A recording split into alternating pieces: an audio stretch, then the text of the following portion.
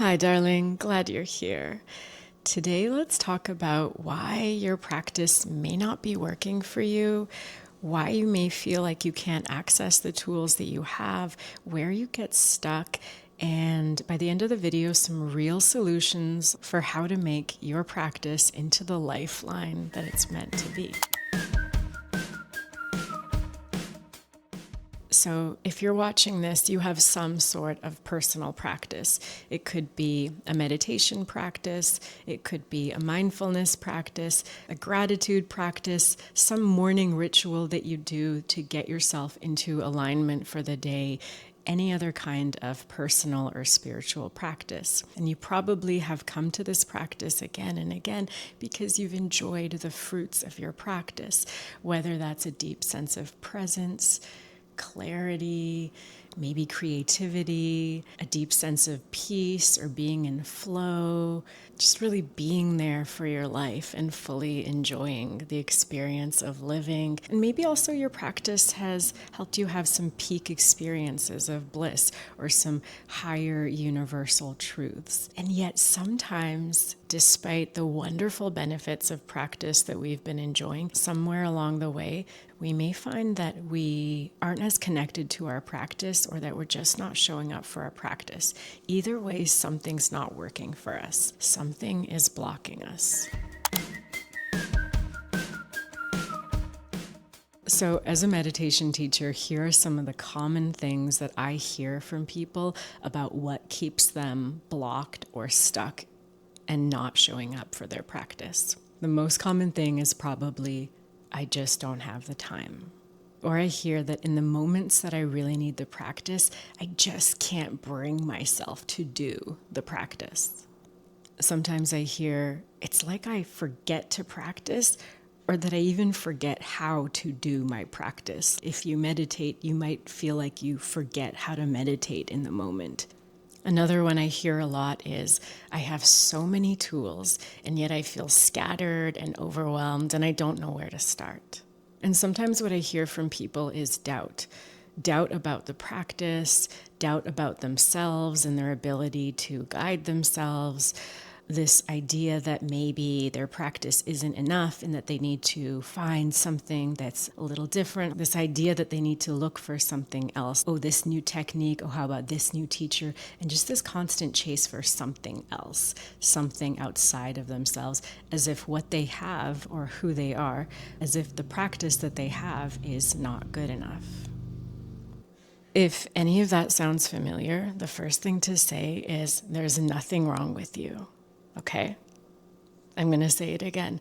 There's nothing wrong with you, and it's not your fault. It's not your fault. It's not your fault. You're not doing anything wrong, and all of this is very normal. And today we're going to talk about real solutions to break through that block. So the first thing is to distill and simplify our practice. A lot of us have so many tools, so many strategies, and that's so wonderful, but our practice can become overly complicated, and that makes it harder to use and access. It might even be helpful to create a cheat sheet for yourself, really a short list of what you know works for you, and keep that somewhere handy. The second thing is we need to streamline our practice. It's really helpful to have a clear map with really clear steps to go from where you are to where you want to go. Super easy to follow. If it's not easy to follow, we're just not going to do it, especially in those moments when we're dysregulated, our feelings are intense, and it's already hard enough to reach for the practice.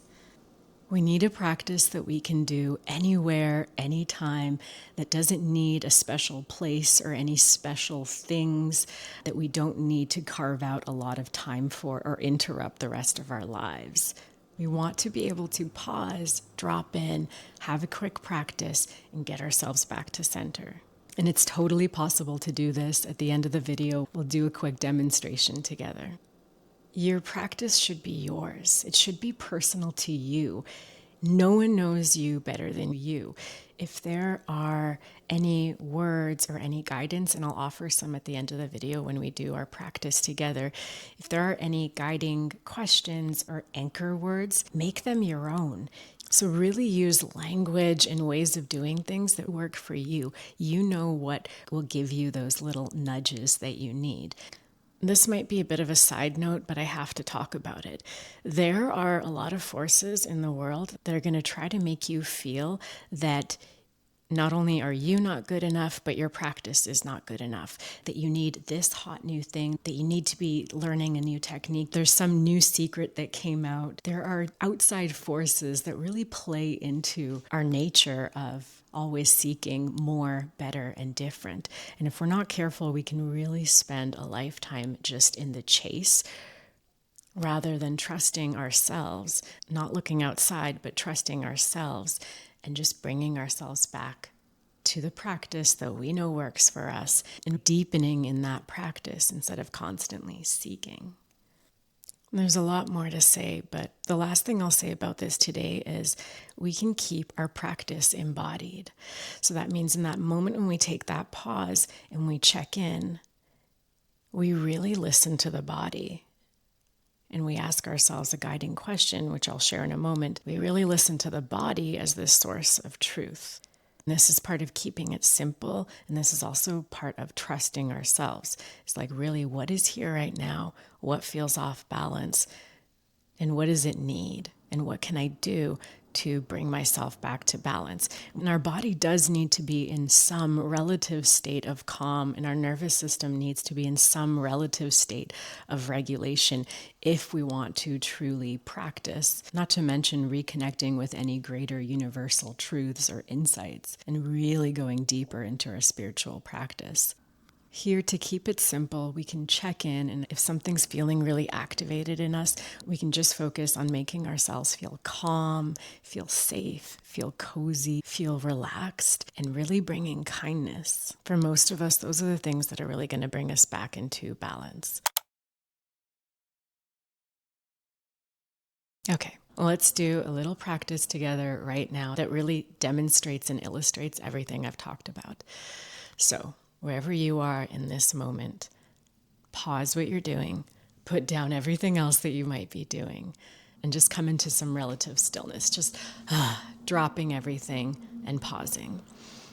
You might want to close your eyes if that feels good, or you can just keep your eyes on me. And I said earlier that we can use guiding questions to help guide us through our practice in a really clear step-by-step way that's easy to follow. So the first guiding question that we can ask ourselves is, what is here? So just breathing and feeling into the body, really starting with the body. What is here? And so you're just feeling, noticing without trying to change anything, kind of what's going on for you right now, and really staying in the body. And there may be a sense of feeling good, feeling relaxed, feeling at ease, or there might be tension somewhere. Just noticing that. Is there a sense of balance, or is there a sense of something being tight, tense, or off balance? For a lot of us, there's often a sense of holding somewhere in the body, some sense of a silent should, or trying to control something, or wanting something to be a little different than it is, instead of truly allowing. So just noticing if you sense anything like that, any kind of holding or tension. As I film this video right now, I can feel a little bit of tension in my neck and shoulders as I'm trying to really control my delivery. And I'm trying to really make sure that I do a good job explaining everything. And there's this sense of trying, of doing, of controlling, and all these shoulds that I can feel in my body. And so I'm not really even going to do anything about it right now. I'm just going to feel it and notice it and just give it space. And next we can ask ourselves, what does that need? What does that part of me need? And if there is some tightness and holding and gripping, and so using the body as our instrument, we can really let go in the body. We can bring softness. We can bring some ease through the body, through the breath too. letting the breath be a little bit easier, seeing if there's anywhere we were holding in the belly.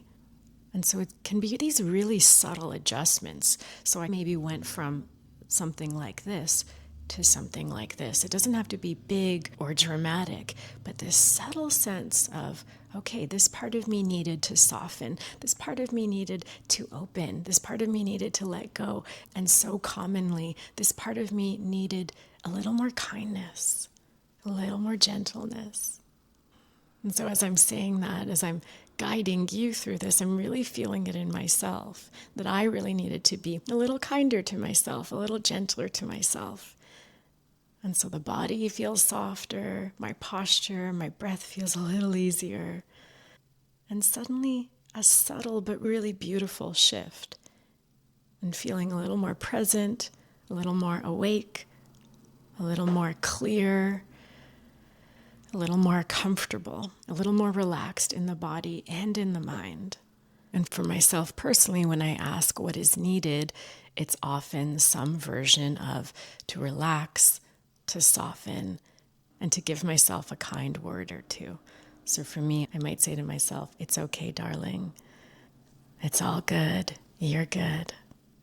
You might have also noticed I use touch quite a bit to remind myself about that kindness, about that softening. So that can be helpful too. Just like that didn't take very long. It wasn't overly complicated. It was super simple, a couple guiding questions, and suddenly maybe a little bit less entangled with stories and mind, a little bit more in the body, a little bit more present, and feeling any amount better. And maybe sensing the possibility of really coming back to everything that you already know, including getting realigned with those greater universal truths, the sense of really coming home to yourself, a sense of connection and wonder and oneness, connected with peace, with joy, with love. And of course, depending on the state that you might be in, you might need a little more time to regulate the nervous system. You might need a little bit more time to really bring your body back into a sense of calm. But that pause and that asking yourself allows yourself to listen for what you actually need and to create space to actually meet that need. Once you do feel like you've come back home to yourself a little more, back to center, back to balance, then really sensing the possibility of aligning with a sense of quiet joy, feeling a little more peaceful, maybe feeling connected to a sense of oneness and clarity, and a little more free. All right, I'll leave it here for today.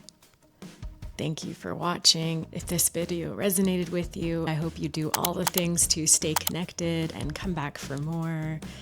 These early videos are really just touching on topics that I want to do deep dives into. So let me know what really interests you, what you want to go deeper on, and I'd love to make more videos just for you.